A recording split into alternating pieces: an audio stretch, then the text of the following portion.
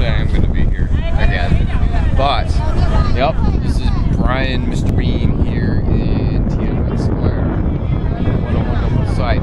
Well, I was not expecting one of these big awesome screen TVs. And as I said in a continuation, they should play movies. They should have all sorts of entertainment under there.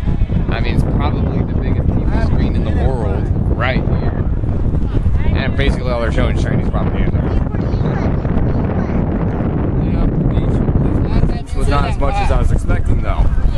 They're not even armed with weapons. They seem pretty chill. And of all things, they help people recycle. From my observations here being at the Capitol, where you think it would be the biggest police state, as a matter of fact, the American Capitol has way more police with way more guns and way more cool gadgets than the Chinese do. So it shows that, in reality, though, the American media pushes that China is a super huge police state, totalitarian like North Korea, it's not really the case. Actually, the tables have turned. And the more I see it, the more that I see America actually being more of the police state, and not so much China. This is Brian Donovan here at Tian'anmen Square. As a matter of fact, I'd like to point out to this here is National Museum of China, where they have the history of the Chinese Revolution. That is the mausoleum of Mao, where you can actually see his preserved body, which is something I am going to do. This here is the main government building where Hu Jintao represents China.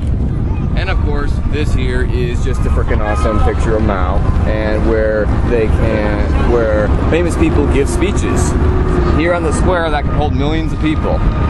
If you don't know, in 1989, this is where the Chinese government did a hard crackdown on socialist protesters and made a lot of bad press, and it seems like that China kind of changed their ways since then, because they know it's just going to make them look bad. I wish I could find exactly the place where that one guy stood in the way where the tank was going, but that's okay. He was a brave soul, and I appreciate his bravery a lot. I'll conclude with that, and this is here Brian Donovan at Tian'anmen Square. Transmission out.